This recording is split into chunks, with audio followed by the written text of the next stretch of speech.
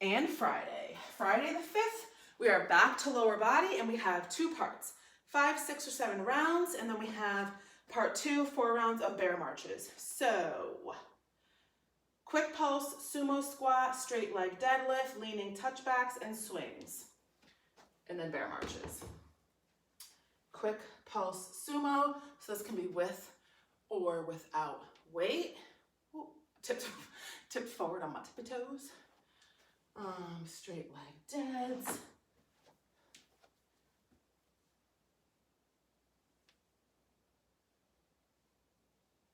Okay. Leaning touchbacks.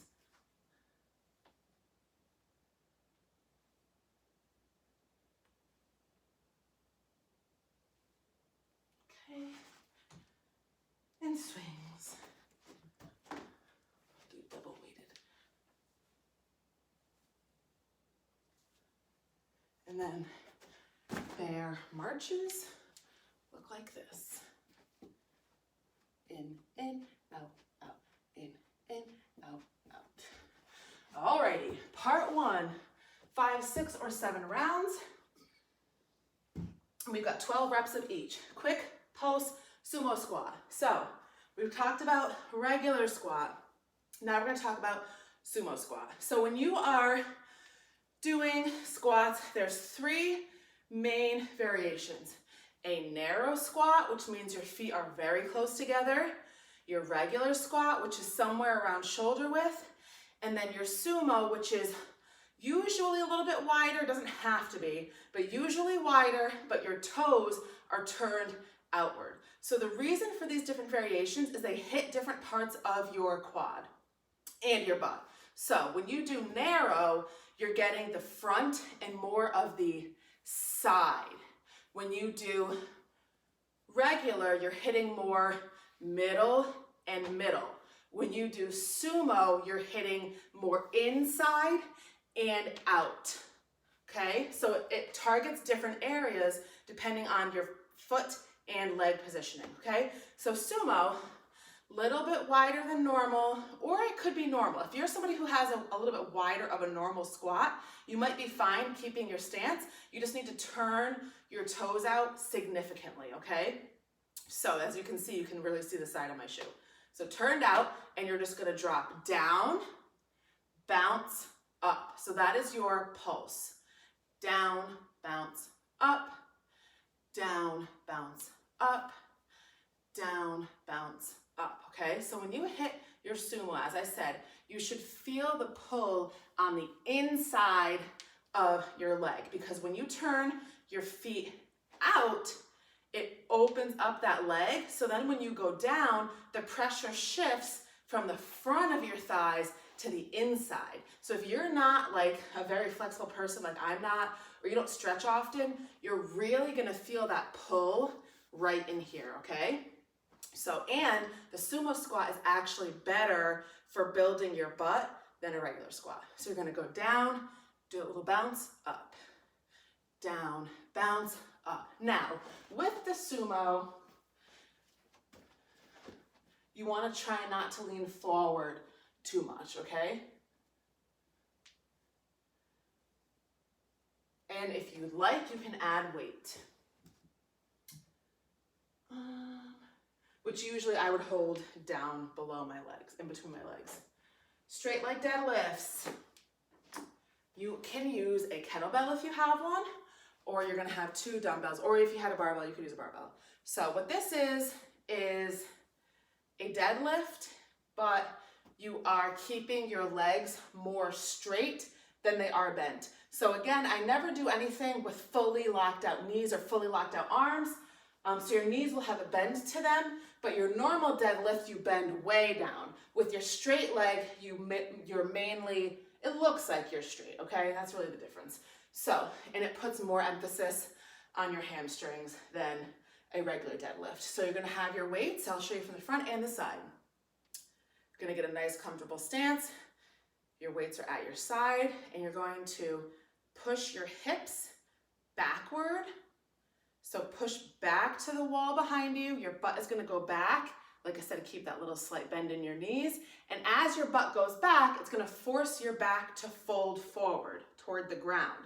So that is why we call it a hinge motion, because your butt is pressing, or your hips and butt are pressing backward, and that causes your back to fold, okay? So we're not leaning forward or bending forward. We're going forward only because our hips are going backwards. So that is your hinge motion. This right here is your hinge motion, okay? Notice that because I'm not leaning down, my back stays straight and flat.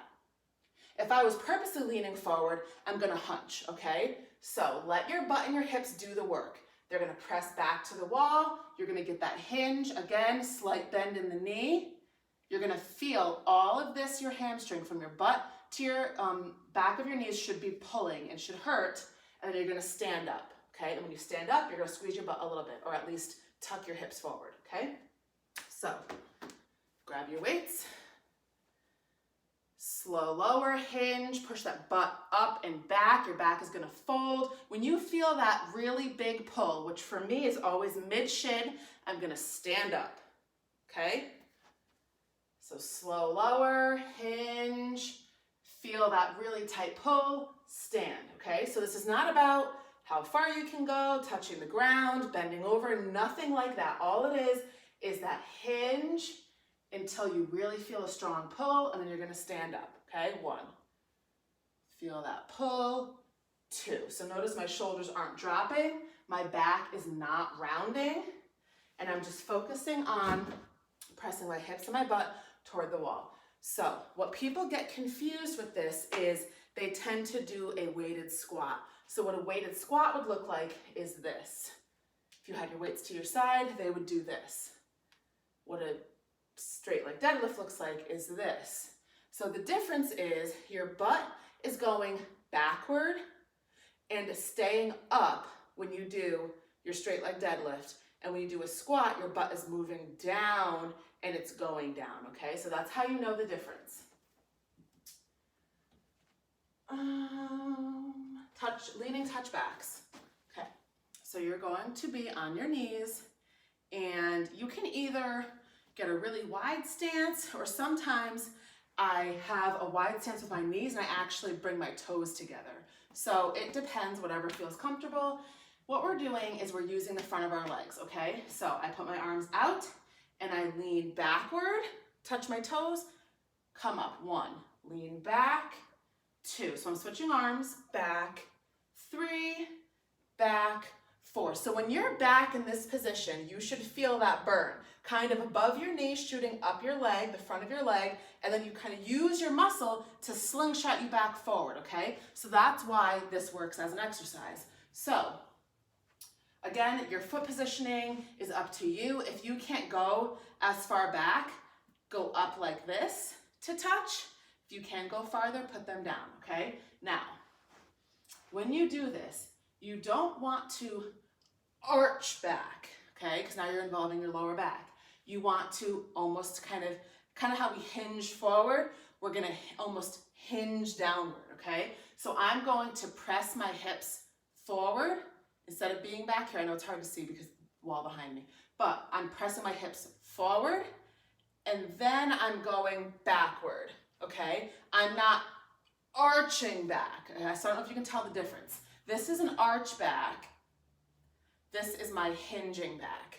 So see how I'm like one straight line and I move together versus arching backward. So the way you do that is you squeeze your butt and kind of press your hips forward and then let your body go back, okay? That is how you do that. If this, like for some reasons, randomly when I do this one, it'll hurt my knees, like it'll send like a, I don't know, like a stinging or like a weird feeling in my kneecaps, do something else, okay? And I don't know why that happens, and it only happens to me randomly, but I have felt that before. So if you are feeling that, just pick some other leg exercise to do. And then lastly, we have swings. So I like to put swings and straight leg deadlifts in the same workout because they are very similar. So your swing looks like this. You can hold one weight up. I'm gonna hold 2. I'm gonna hold them together. They're gonna go in between my legs. This is what your swing looks like. very similar to your straight leg deadlift hinge. It's almost exactly similar, okay? And again, you'll get people who will do a squat and they'll do squat, swing, instead of hinge, swing. So both of the exercises are very similar and both of the mistakes that people make are very similar. So with your swing, you're basically doing the exact same thing we just did. You're hitting here and then you're driving forward. Hitting your hinge, driving forward. So that is what your body is doing for your swings. Now your arms are going to go between your legs, up, between your legs, up. So this is not necessarily an arm exercise. This is really a full body exercise, but you shouldn't be concerned with necessarily lifting your arms.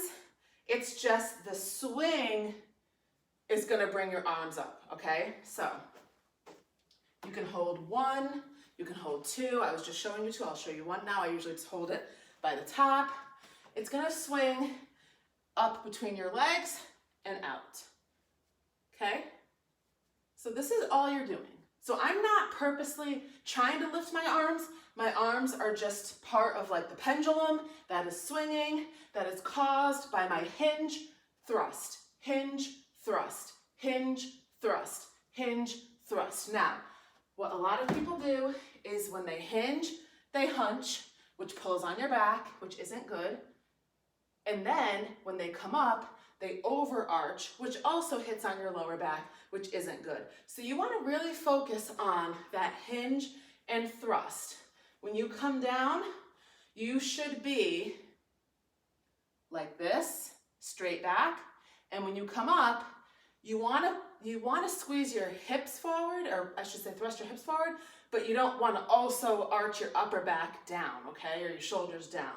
So it should just be here, here, here, here, here, here, okay? So some people, I have them practice that with no weight so they understand the rhythm and the positioning, and then they add the weight. So if you find that you're having a difficult time with that, you can do the same thing. You can just practice that motion and then either add a light weight, or you can just keep practicing. If you're like, all right, I don't really get it, instead of doing reps, you could do like 20 or 30 seconds of just doing that back and forth with no weight, if that will help you, okay? And then for part 2, we have bear marches and we have our timers. You're gonna do between 20 and 30 seconds of work, 20 seconds of rest, and we're doing it 4 times. So your bear is kind of like a half high plank. So high plank is here, bear is here, okay? So I'm up on my toes and I'm going to, well, I'm already in, so let me back up a little bit. Go out a little bit. You're gonna come in, out, out. In, out, out. You're just gonna march on your toes, in, out, out, and you're just gonna keep doing it, okay? If that is difficult, you can get your height, which is, for me, my chair. Shrink yourself, get your knees tucked, in, out, out. Up on your toes, in, out, out, okay? And that is week 1.